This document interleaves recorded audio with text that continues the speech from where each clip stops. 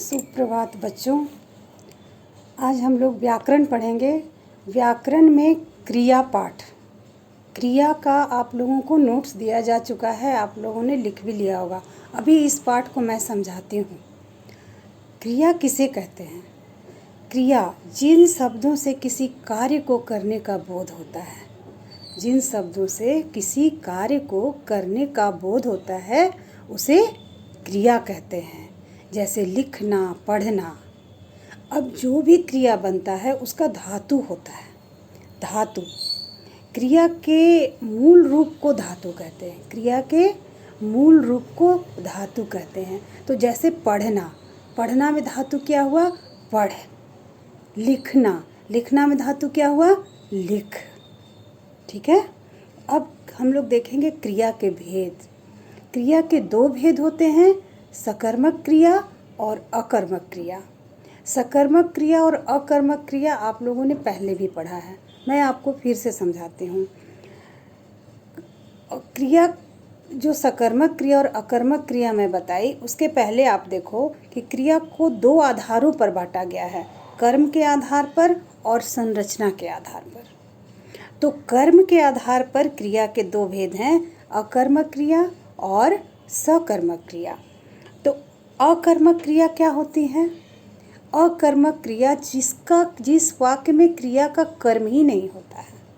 कर्म नहीं होता यानी कि व्यक्ति कोई काम नहीं करता है, लेकिन वो क्या, जैसे आप उदाहरण से समझो कि बच्चा सोता है, वो कोई काम तो नहीं कर रहा है, लेकिन कोई ना कोई उससे संबंधित कार्य हो रहा है। तो वैसी क्रिया को हम लोग अकर्मक क्रिया कहते हैं। सोता है, रोता है, हंसता है, ये क्या है? अकर्मक क्रिया है।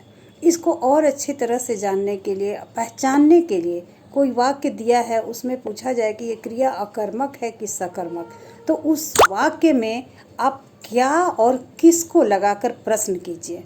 जैसे मान लो वाक्य दिया हुआ है बच्चा सोता है, अगर पूछा जाए, उससे प्रश्न किया जाए उस वाक्य में कि बच्चा क्या सोता है, बच्चा किसको सोता है, तो ये कोई प्रश्न ही नहीं बनता है और इसका कोई उत्तर ही नहीं मिलता है। तब क्रिया क्या होगी? क्रिया होगी अकर्मक।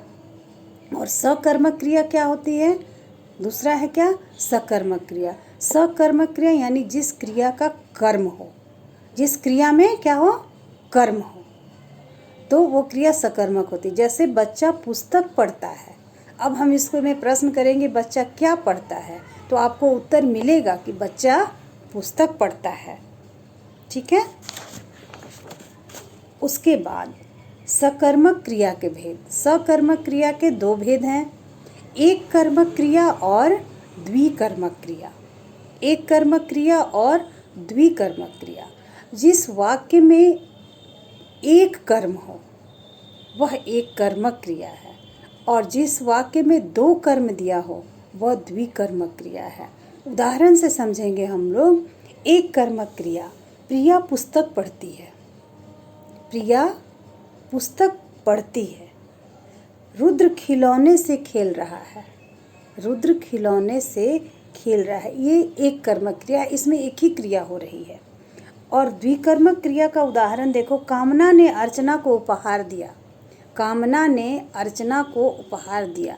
यदि कारक के चिन्ह के हिसाब से भी देखोगे तो यहाँ पर कारक का दो चिन्ह प्रयोग में आया है, ने और को। तो ये क्या है? द्विकर्मक क्रिया है। सकर्मक क्रिया के दो भेद हैं, एक कर्मक क्रिया और द्विकर्मक क्रिया। अब देखेंगे हम लोग संरचना के आधार पर। संरचना के आधार पर क्रिया के भेद। तो संरचना के आधार पर क्रिया के कितने भेद हैं? 6 भेद हैं। कौन कौन से? सामान्य क्रिया, संयुक्त क्रिया, नाम धातु क्रिया, प्रेरणार्थक क्रिया, पूर्वकालिक क्रिया और कृदंत क्रिया। सामान्य क्रिया, जैसा कि आपको उसके शीर्षक से ही पता चल रहा है, सामान्य क्रिया मतलब साधारण वाक्य जैसे हम बोलते हैं, वही सामान्य क्रिया है। जब वाक्य में एक ही क्रिया का प्रयोग होता है, सामान्य वाक्य में एक ही क्रिया का, एक कर्मक क्रिया का उदाहरण भी इसका उदाहरण हो सकता है। एक ही क्रिया का प्रयोग हो, जैसे वह दिल्ली से आया, ठीक है। सामान्य क्रिया, साधारण क्रिया जिसमें एक ही कर्म हो, वो क्या कहलाती है? सामान्य क्रिया कहलाती है।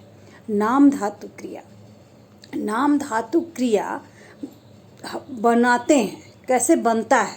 देखो, संज्ञा, सर्वनाम और विशेषण शब्दों से बनने वाली क्रियाएं नाम धातु क्रियाएं कहलाती हैं।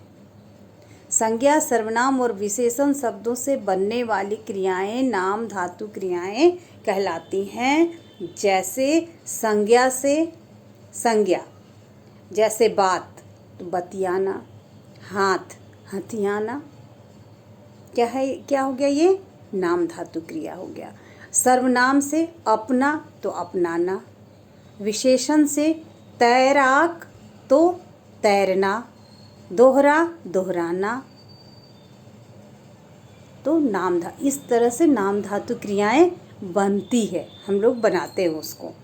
संयुक्त क्रिया, संयुक्त क्रिया, संयुक्त मतलब क्या होता है? संयुक्त जो जुड़ा हुआ है, ठीक है। तो जिसमें क्या है? दो कर्म है, जिस क्रिया में दो कर्म है, दो से अधिक भी कर्म हो सकता है, वो संयुक्त क्रिया कहलाती है। आप जब किसी वाक्य में दो या दो से अधिक धातुओं के प्रयोग से बनी क्रियाएं प्रयुक्त हो तो उन्हें संयुक्त क्रिया कहते हैं। ये तो है ही, धातुओं से माने धातु क्या? क्रिया ही ना। क्रिया में क्या होता है? धातु, जैसे पढ़ना, चलना तो चल धातु, पढ़ना तो पढ़ धातु हुआ। तो वही बोल रहा है, एक वाक्य में दो या दो से अधिक धातुओं के योग से बनी क्रियाएं। तो राम ने रावण को मार, दो क्रिया हो रहा है। कैसे दो क्रिया हो रहा है? क्योंकि यहाँ कारक का दो विभक्ति चिन्ह भी है, तो क्या हुआ? ये संयुक्त क्रिया हुई। संयुक्त क्रिया के भी दो भेद हैं, मुख्य क्रिया और सहायक क्रिया। संयुक्त क्रिया के भी दो भेद हैं, मुख्य क्रिया और सहायक क्रिया।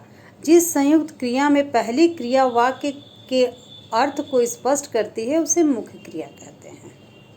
अच्छा, वह पढ़ रहा है, तो पढ़ना यहाँ मुख्य बात हुई, पढ़ना मुख्य बात हुई ना। जैसे पढ़ हटा दें तो वह रहा है, क्या रहा है? कोई मतलब नहीं है उसका। पढ़ना, तो पढ़ना ही इसमें मुख्य क्रिया है। और सहायक क्रिया क्या हुई? तो अगर यहीं पर हम लोग देखें तो सहायक क्रिया क्या होगी? सहायक किसकी सहायता से पढ़ने को बताया जा रहा है? रहा है, रहा है क्या हुआ? सहायक क्रिया हुई। और पढ़ क्या हुआ? मुख्य क्रिया हुई। कभी भी कुछ भी जब हम लोग सीखते हैं, कुछ भी कोई भी परिभाषा देते हैं, बिना उदाहरण के हम लोग को समझ में नहीं आता है। इसलिए उदाहरण लिखना, कभी भी उदाहरण लिखना और उदाहरण को समझना जरूरी होता है। ठीक है, समझ में आया? मुख्य क्रिया और सहायक क्रिया। इसके बाद है प्रेरणार्थक क्रिया। प्रेरणा, प्रेरणा देना किसी को, प्रेरणार्थक। जब आप जो शीर्षक दिया हुआ है उसको आप जब समझ जाओगे तो आपको समझने में कोई दिक्कत ही नहीं होगी।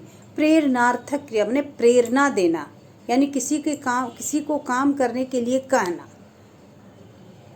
व्यक्ति उस काम को स्वयं ना करके दूसरे से करवाता है।